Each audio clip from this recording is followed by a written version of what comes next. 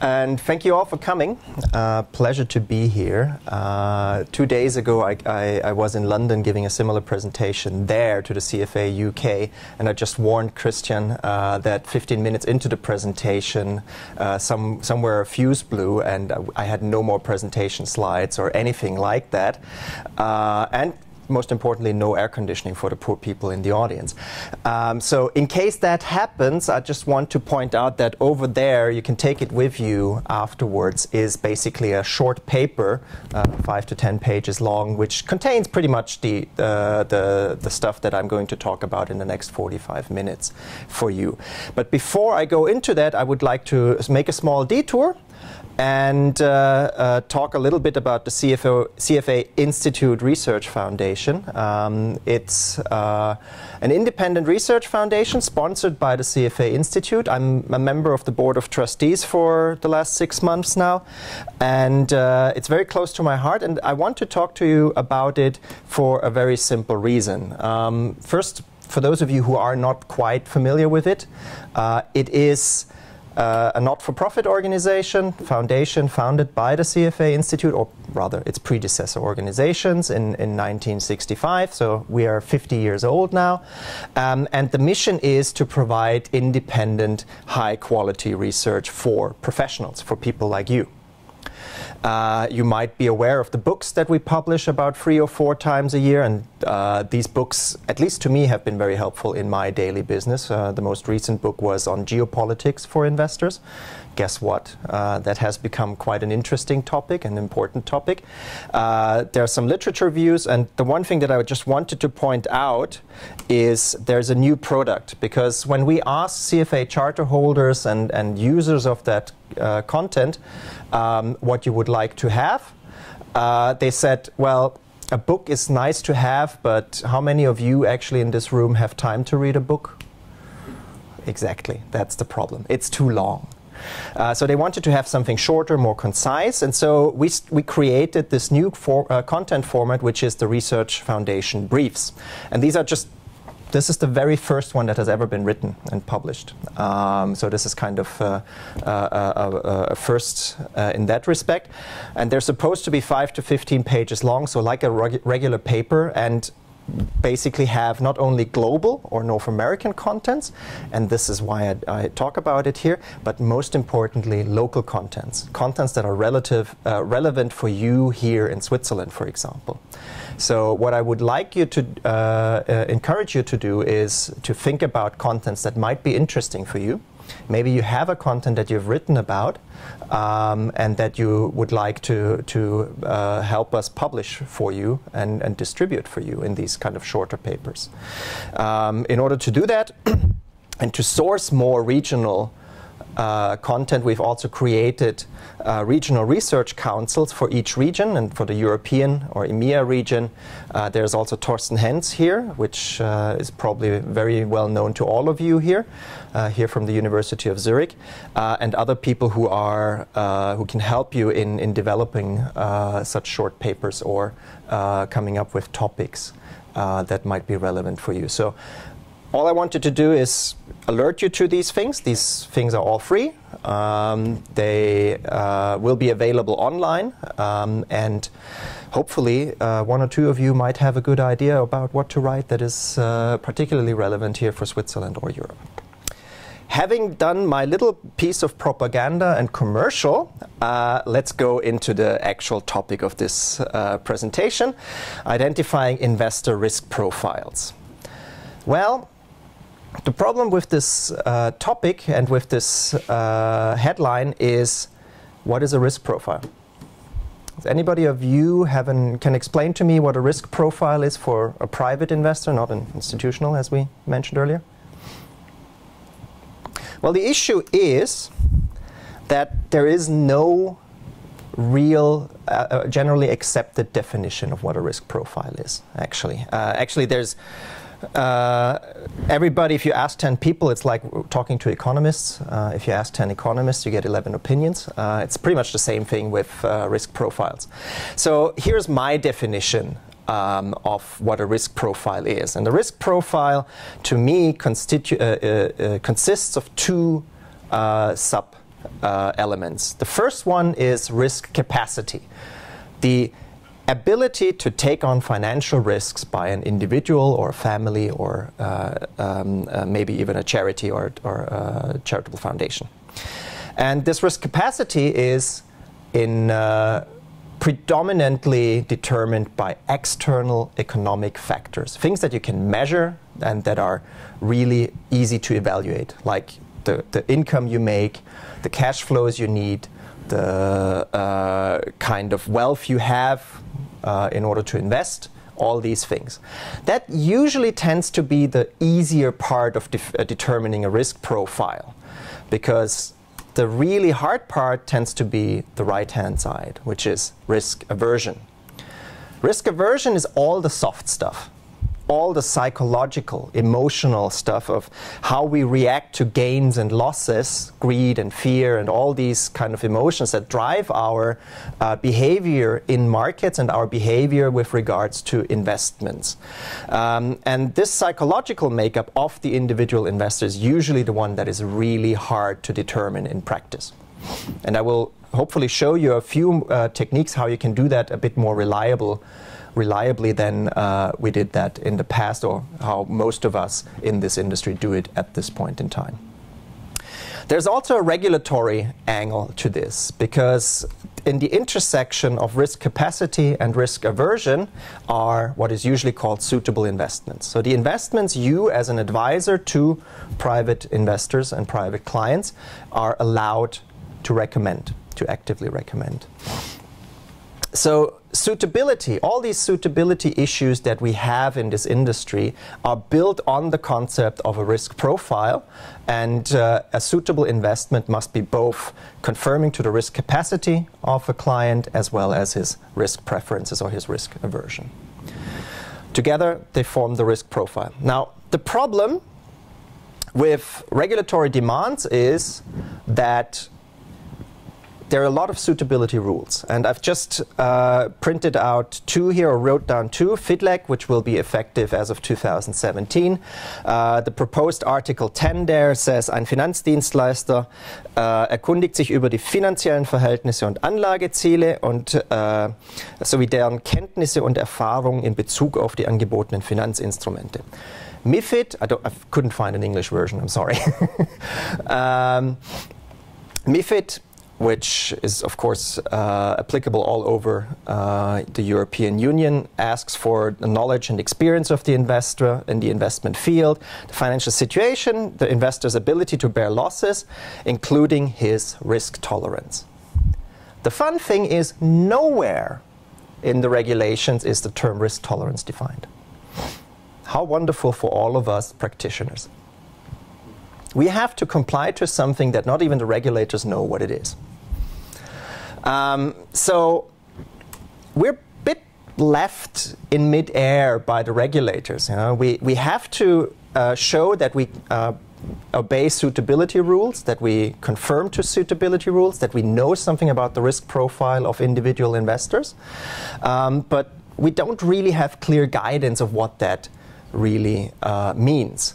So how do advisors in this world, practitioners, measure a risk profile? Well, the standard process looks a little bit like this. You start to define the goals of a client based on his or her information and lifetime goals. You fill out a risk profiling questionnaire. You score that questionnaire. You determine an asset allocation based on the score that he or she got out of the risk profile, and you say basically you are a balanced investor, you're a conservative investor, you're an income-oriented investor, or you're very aggressive, whatever it could be. And then once you've basically put somebody into a specific drawer, you implement. The problem with the standard process is, in my view, in pretty much every one of these steps, but I would like to mention just three things. First of all, we've already touched on the fact that regulators give little guidance about what risk profiling how it can be done reliably, because we don't even have a proper definition of what a risk profile is. then once you start to build up a questionnaire, which, by the way, most practitioners, most firms do basically on a very ad hoc basis, unfortunately. There is no template anywhere. There's no universally accepted best practice or anything. Every firm does something different, and every firm does it in a very ad hoc fashion. And the same applies to the scoring. You usually fill out a few questions, you tick a few boxes, and then once these boxes are ticked, you get a score.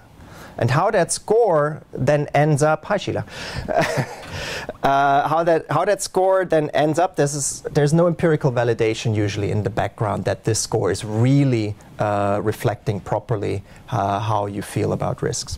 And then finally, the last step usually is that the link between the questionnaire scores and the actual asset allocation that is then recommended to the investor is, well, very, very weak.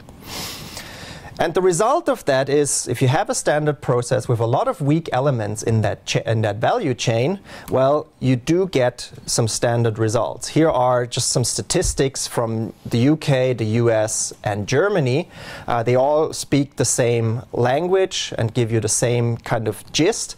Namely, one of the most common complaints with financial ombudsmen and regulators is about unsuitable advice or investments that were sold to them that are unsuitable. Another fun fact is that these complaints tend to be highest right after a financial crisis, so when people actually have lost money. Nobody ever complains if you have an unsuitable investment and you make money with it. But the risk, of course, is we can't guarantee outcomes, we can't guarantee performance. So if you are on shaky grounds with regards to suitability, the likelihood is that if something goes wrong, you will have to deal with the fallout in terms of lawsuits and potential damages that you have to compensate the client for. Actually, that is the risk, and that's why you would like to have, as an investment firm, empirically validated and highly reliable way to identify the risk profile of an investor, because then you have a much firmer foundation on which you give advice on. However, there is very little empirical research that has been done so far about how these questionnaires look like. The most thorough, and actually the latest piece of research that I could find was from 2005, so pre-financial crisis. And by the way, pre-MiFID. And this was by Douglas Rice, who looked at 131 questionnaires of different banks, asset managers, etc., and found that the number of questions in these questionnaires ranged from 1, please tell us your risk profile, to 49. I would say the optimal is somewhere in between these two numbers. It is certainly not 1, because I don't know of a single private investor who's able to even understand what the term risk profile means, let alone what balanced or income or growth means. And 49 is probably so much that no client will actually really take the time to go through all these questions and fill out basically 10 pages of questions. There are some statistics here. 70% of the questionnaires had at least one question on different investment scenarios, etc. But the number one concerning statistics here is the last one. 11% of the questionnaires in this sample asked investors to define their risk profile directly. And when you deal with private investors, you know that this is for them a thing that is very, very hard. If they're not working in the financial industry themselves, they have no idea what the difference is between balanced, growth, income, conservative, or whatever you might want to call it. So that is definitely not a reliable way to identify the risk profile. It will cover your regulatory checkboxes, so it's basically a cover my backside exercise, but it's not reliable. Well, if I look at these numbers in a little bit of a different way, it becomes actually more concerning, because 30% of the questionnaires did not evaluate investor behavior under different scenarios, even though it is common knowledge that we react differently to gains and losses, for example. 1/3 of the questionnaires did not ask about the investor's time horizon, which I would consider relevant information in terms of what kind of risk I should take on behalf of the client, or how risky the investments can be. 2/3 did not ask about investor goals. 69% did not evaluate investment experiences, and this is something that definitely has changed, because after the financial crisis, with the introduction of MiFID, it's now mandatory to ask for experience and knowledge about certain investments, at least in the European Union. Very few questionnaires asked about withdrawal rates or liquidity needs, cash flow needs, things like that. And most importantly, none of the questionnaires did actually use visualization with regard to the investor's own financial circumstances. Because paper questionnaires cannot do that. They can show you visuals of this is an investment and you lose 10% or 20%, but people react very differently if you tell them you just invested all of your savings into this portfolio and it is down 10%, versus if you ask them you just invested 100,000 Swiss francs into this portfolio and you just lost 10,000. It's a very different reaction, and I will show you the impact of that a little bit later. So we just had a little bit of an introduction into the very sad state of affairs in wealth management at this point in time. At least in my view, it's a very sad state of affairs, because you can do much better. So does this current practice, does it work?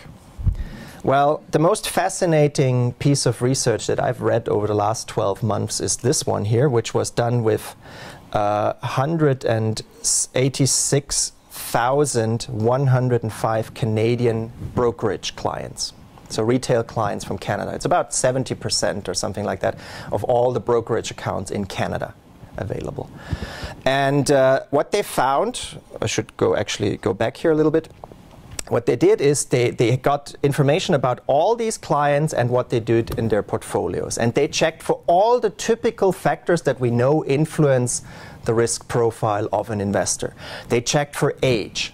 They checked for gender. Men and women tend to be slightly different in their attitude towards risk. Not necessarily that women are more risk averse than men on average, but they have a different behavior in terms of taking on risks. The risk tolerance as evaluated by a simple questionnaire, the time horizon of the investments, the financial knowledge. Is it somebody who is actually an expert in something? The income these people have, the net worth they have. They even checked for the occupation. Is this a person who works in the financial industry, for example? Because we know that people who, like us, work in the financial industry tend to take on more risk because they understand more about investments and stuff like that. So they looked at all these things, and now we can come to the statistics, and they found out that the variation of the risky share in the portfolio, explained by all these socioeconomic factors that I just put forward, was 13.1%. Or in other words, you have the most thorough statistical analysis of portfolios, and 87% of the variation is unexplained. I have my doubts whether you want to call that reliable. And in fact, what they did, and that was actually just a byproduct so far of that study, the really fascinating part was they also had information about who was the client advisor of these brokerage clients. And then they looked at which portfolio belongs to, is advised on by which client advisor, and then they put in the advisor as an explanatory variable. And they found that the variation that can be explained if the advisor is included is 31%. Or in other words, the advisor is twice as important than all these socioeconomic factors. That sucks. That really is a problem. Because what this says is that it is a matter of luck. You enter a bank, and if you happen to sit across from a good advisor, you get a good result. And if you happen to sit across from a bad advisor, you will get a bad result. That isn't really where we should go. That's not what we should aim for. I mean, there are brilliant advisors out there. I know a lot of them, but there are also some really weak ones. And Frau Müller probably doesn't know in advance which ones are the good ones and which ones are the bad ones. So that is definitely one of the biggest problems that we have with current practice. You look at a lot of variables that are objectively measurable, but what actually does impact the most are the soft factors like who is your advisor. Another challenge that we have is that risk aversion tends not to be stable over time. Everyone who's dealt with investors in real life knows that. And here's a study that has been done by Professor Manfred Weber from University of Mannheim, who's kind of the leading expert in these topics.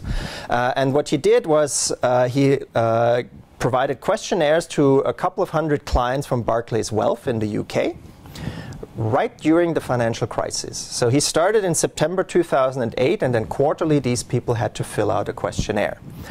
And the yellow line you see behind me is their self-assessed risk aversion based on such a questionnaire. Simple questionnaire in this case with just 3 or 4 questions.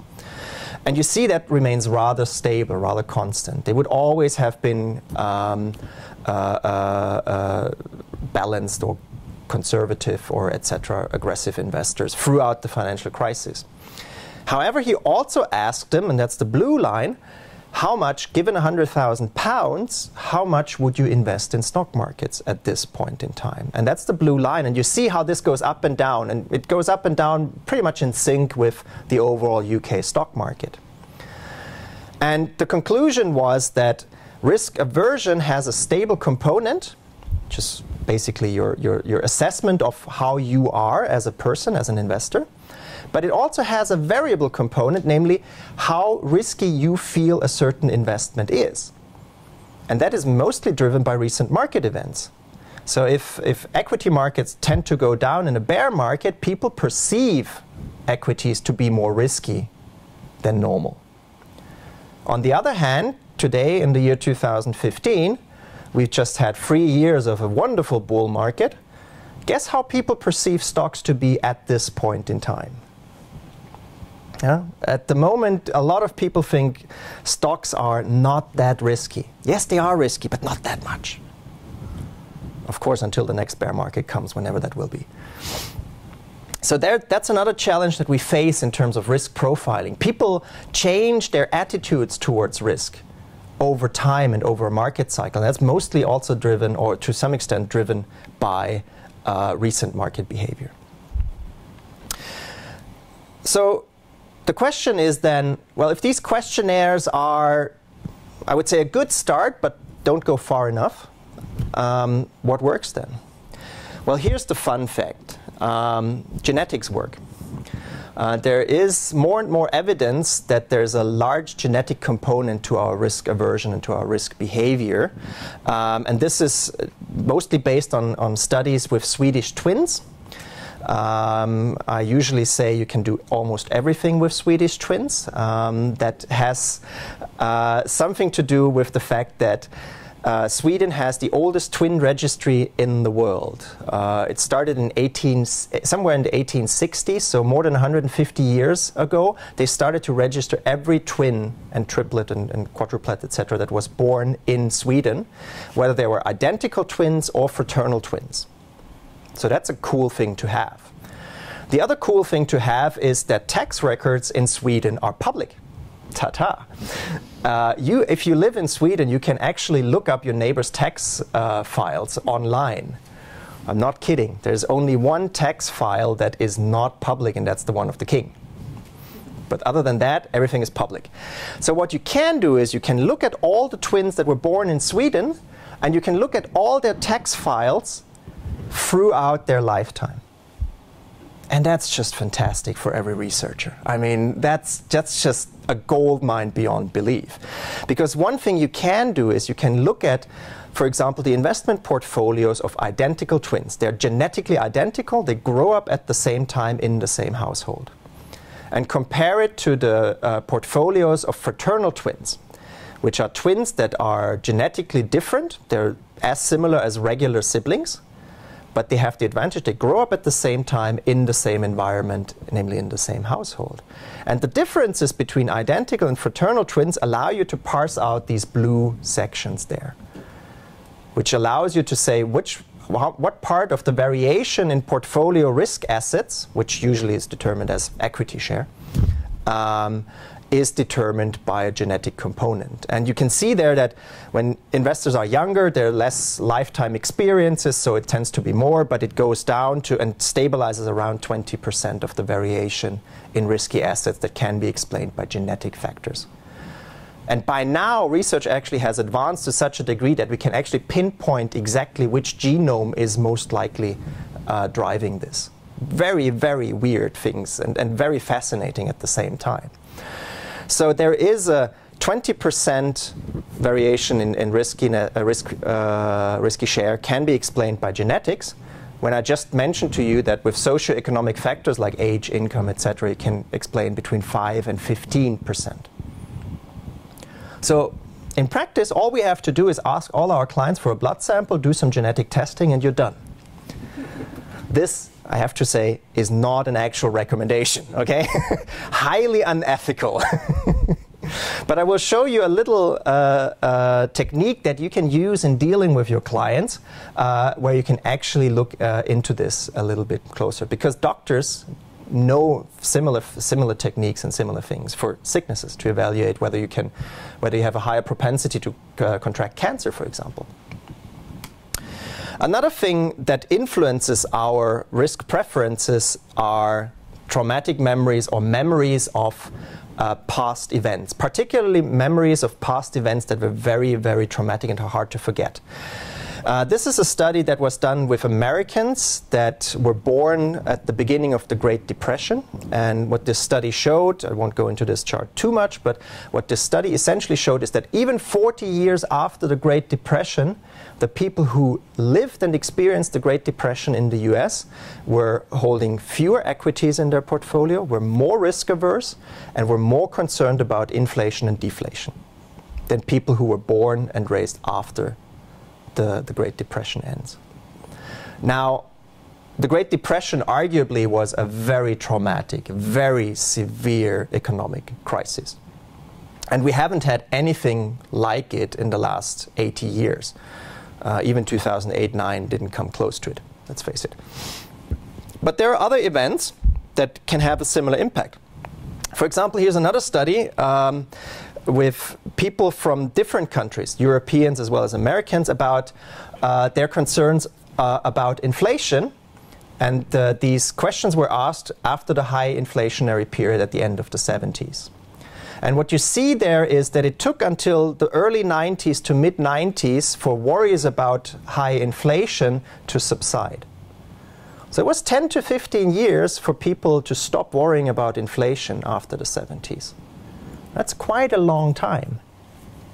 And also, if you look a little bit closer, there are different age cohorts there, and the blue line and the red line are the ones who actually are the oldest ones, and those were actually the ones who also experienced the Great Depression.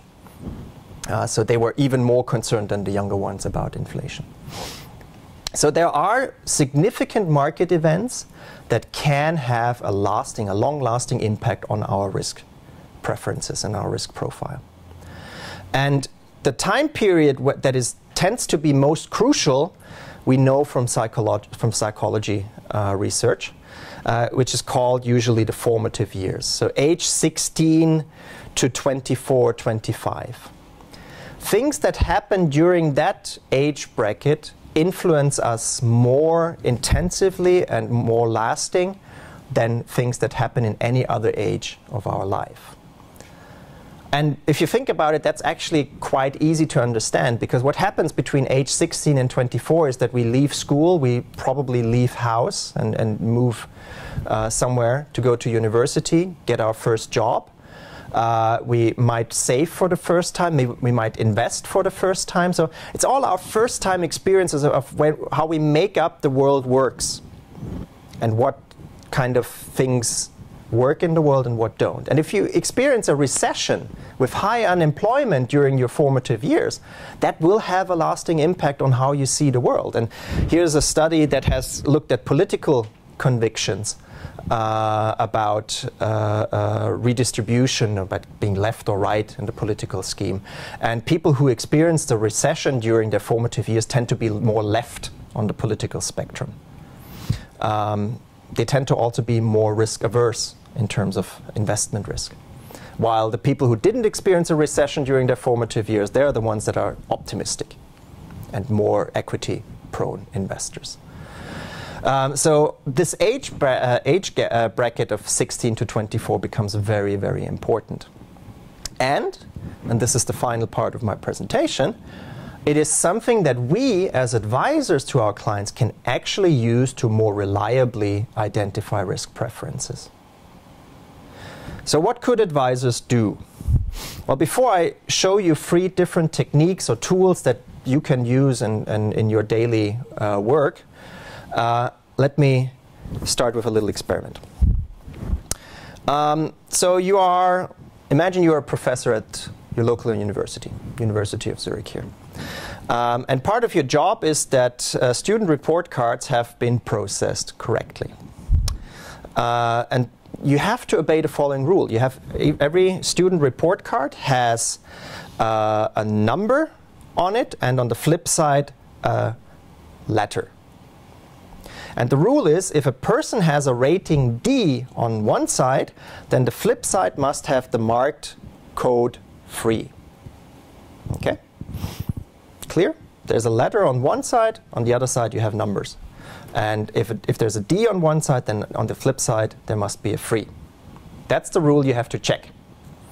Now, you have 4 student report cards here, and the question to you now is, which of these cards do you have to turn around in order to check that rule?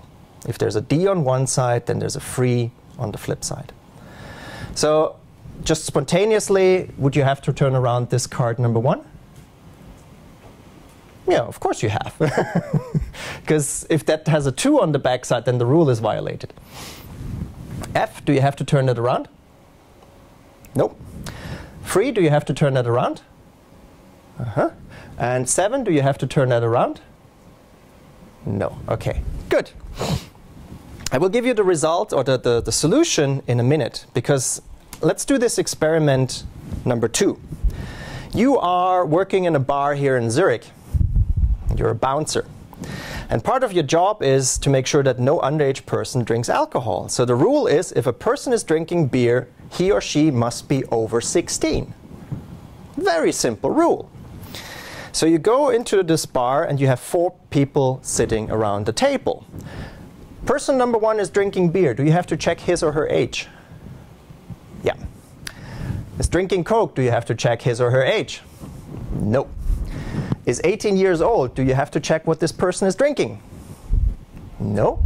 And is 15 years old. Do you have to check whether this person is drinking beer? Interesting. Because with a little bit of thinking, you will find out that I just asked you the same question twice.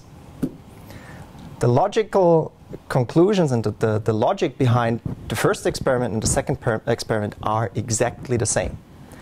The only difference is that in the second case, I put it into the context of a story that you can relate to, that you can think about.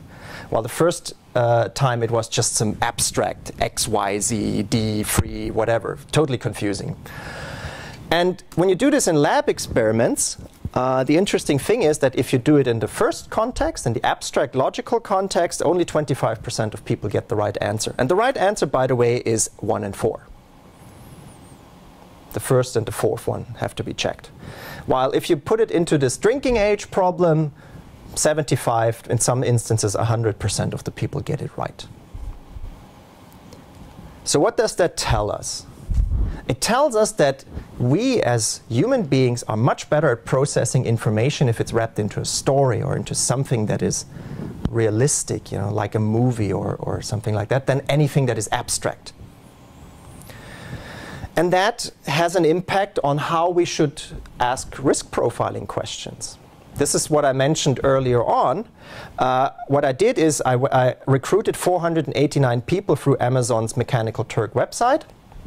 And I asked them to fill out a simple risk questionnaire. And what they did not know was that they were randomly assigned to one of 3 possible questionnaires. And the first questionnaire said, assume you invest 100% of your savings into a stock After 1 month, the investment has declined by 10%. What do you do? That's how you usually are asked in a risk profiling questionnaire about these things. And I asked them for scenarios of 10% gain, 10% loss, 30% loss, and 50% loss, and they could choose between buy more, sell it, or do nothing. Then I asked the same question, but in a different frame. And the frame was, assume you invest $100 of your savings into a stock, and your investment has declined by $10, $30, $50. What do you do? And the third frame was, assume you invest $10 million. The difference being $100 is probably not a lot of money for most of us, while 10 million is probably an awful lot of money for most of us. And here is one of the results. And the result here that I show you here is the percentage of respondents who would choose to sell depending on the outcome. So let's just look at 10, 30, or 50% losses. And what you see there is the percentage frame is the blue line, which is somewhere in the middle. About, say, for example, if you have a 30% loss, about 40%, so two out of 5 would sell the stock after a 30% loss. And you see as the loss gets bigger and bigger, more and more people would sell. That's normal. That's loss aversion. However, the interesting thing is that if you put everything into $1 million frame, investing 10 million, and you lose $1 million, or 2 or 3 or 4 or 5, more people would tend to sell, and they would tend to sell earlier. Because what that $1 million frame does for you is it creates a lot of emotions. Even though it's paper-based in this instance, it creates a lot of emotions of fear. And that is the crucial difference between asking somebody about a 10% loss, because nobody can really understand what a 10% loss is from an emotional perspective. We can digest the information, we can work with it on an abstract rational basis, but it doesn't create any emotions inside of us. While if you put it into the context of a lot of money, emotions start to run. And the difference between the yellow and the blue line is effectively statistically significant, by the way. So it is important to put risk questionnaire questions into a context of dollars and into the context that is meaningful for the particular investors. Ideally, as a starting point, using the amount of savings that he or she has. Another thing that is important is to use visualization. Visualization is really, really important, because what Professor Manfred Weber, again from University of Mannheim, has done is he has given people 4 different ways to assess the riskiness of stock investments or stock and bond investments. And the first one was just a pure description of, in 70 out of 100 cases, your portfolio after 2 years will end up in between X and Y. It's a very abstract formulation. The second one was to show the distribution of outcomes, like the chart on the top chart in this slide behind me, which again is rather abstract. It's a bit more graphical, but it still is very abstract, because understanding and interpreting a distribution is not something that we are born to do easily. And then the third one is to go for an experience where people just basically sat on a computer and they saw one path of how the stock would evolve, and then had to click, they saw another path of how the stock would evolve, and then click again and click again. So they basically build up the distribution with single paths to experience potential outcomes over time. And the fourth one is basically a combination of 2 and 3. You experience every single path, and then it builds up a final distribution for you. And the interesting thing is that as you go from the very abstract pure description to the more graphical risk tool, more visual risk tool, the allocation to risky assets actually increases. But at the same time, the overestimation of returns decreases. In other words, people were more willing to invest in risky assets, but they were also more realistic about the returns. They were not expecting stocks to do fantastically well. They were more aware of the potential risks and setbacks. And the overall outcome, I would say, is definitely better. There's another thing that I would recommend you to do besides putting it into the personal context of an investor and trying a lot of visualization and visualization tools. And that is to look into the genetics in a very non-invasive, not blood sample kind of way. And that is what I would call a financial anamnesis. Remember, if you go to your doctor for the first time, he will typically ask you, well, what about your parents or your siblings? Did they have cancer, for example? And he will write down what kind of cancer they had, and whether, in order to see if there's kind of a family trait of certain cancers evolving. And if he sees that there's a preponderance or predominance of certain cancers that people in your family tend to get, he will likely advise you to have more early tests to detect that kind of cancer early. And why does he do that? Well, for a very simple reason. We know that cancer has a large genetic component. It's inheritable to a large degree. So if your parents have a certain kind of cancer, it is likely that you will have a higher probability of gaining that cancer too. So you should have more checks in that regard. And that's what a doctor does, and that's what you can do with private investors. Because we know that sons and daughters of entrepreneurs and financial risk takers are more likely to become entrepreneurs and financial risk takers themselves. Be it from genetics or be it because they grew up in a household where they learned about these things, doesn't matter. But asking about the parents and the siblings and their jobs and their lifetime attitudes towards investments can give you a lot of indication about how this person will think about investments. The second thing, and I think this is the most powerful tool that all of you can do, is investment diaries. It's basically a real life record of your investment decisions. For every investment decision you take, you write down 3 bullet points. What is the investment decision? Why should it work? After all, you do it only because you think it will work for some reason or another. And then the third one is, what could possibly go wrong? Just write down 3 bullet points, 3 lines. That's it. And then after a year, you review your investment decisions as noted down in your investment diary as it happened. Warning, this is a very humbling experience. You will find out you're a much worse investor than you think you are. But you will also learn about your own personal strengths and weaknesses. Because, for example, me, I tend to be rather pessimistic because my formative years were spent during the tech bubble. And I worked in the technology industry in the late 90s. I invested into technology stocks. That was about my first savings after university. I put them into a tech fund from a certain Swiss bank. And in 2003, the fund was finally closed at an 85% loss. That was my very first experience of investing in stocks. And that was during my formative years. So imagine how I feel about stock markets these days. I'm constantly skeptical and pessimistic. Above all, I'm German. So we're Germans we're world champions in pessimism. So I really am skeptical. So I'm really good at selling stocks at the market peak or before a market peak. And I'm really bad at buying them. That is my big weakness. You know, I get out of the stock market in time, but I really am bad at getting in there. And that can be, especially over the last 3 years, a massive problem, because your opportunity costs are massive if you're not participating.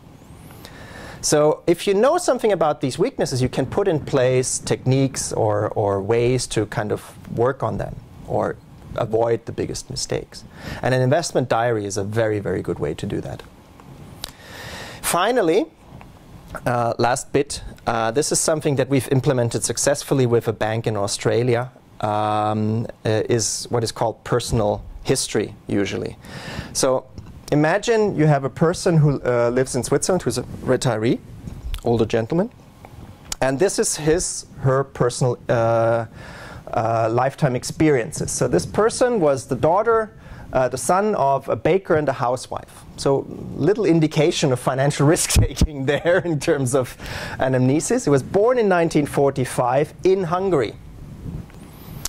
In case you did not know it, the highest hyperinflation ever recorded in history was not Weimar Germany, was not Zimbabwe 2008, was Hungary 1946. So the very earliest experiences as a child were one of a barter economy, where the economy collapsed completely. 10 years later, 1956, the family was expelled from Hungary. By the way, this is all real. This is a real existing person, or actually a combination of two people. So 1956, the family was expelled from Hungary, lost everything except the stuff they could take with them. They moved to Switzerland. He made his first investment with savings during his formative years, which were in the 70s. Went well in the beginning. That's why I've put in here the interest rates in Switzerland and the Swiss stock market as far back as I could find it. And you see that especially the Swiss stock market went well in the beginning, and then you had the rough chops in the mid-70s with the recessions and the oil crisis and all these things. So it went okay, but not spectacular. And this person retired in 2010, just after the financial crisis. Guess what this person will say if you come with equity investments to this person? This is a person who has a very hard time investing in stock markets, even though he needs it. He needs a certain allocation to stocks. Yet this entire lifetime story is predicated towards bonds and towards safety. So with this little tool, and this is something you can actually ask a client in a conversation, and within 30 minutes you have all that information. In a way where a person actually likes to talk about these things. You can actually use that as a business advantage, as a competitive advantage in your business, because nobody likes to fill out questionnaires, anonymous questionnaires. But everybody likes to tell their story. And if you can show to your clients that by telling me your story, I know a lot that is very, very important for your investment advice today, you can positively differentiate your business from your competitors. And regulators are getting onto this topic as well. That was my Christmas present last year. ESMA is the European Security Market Authority, so it's the kind of governing body of MiFID in the European Union. And on the 19th of December 2014, they gave a recommendation about implementation of MiFID. And they said, and the important thing is that investment firms should take reasonable steps that the information collected about their clients is reliable. And that the tools they use are valid and appropriately designed and fit for purpose. That is not yet law, but it has gone through a Vernehmlassung, so a review with all the banks and stakeholders, etc. So it's very likely to pass into law in the European Union at some point in the next 2 or 3 years. And if you can do it already today to build something that shows that your tools are reliable and fit for purpose, more so than the questionnaires you have today, you already are ahead of the curve. So we are getting into a situation where these risk questionnaires will be more and more questioned themselves in the coming years. I don't know how it will end, but it will be an interesting trip. And with that, I'd like to conclude and just show this here. Open for questions. Thank you.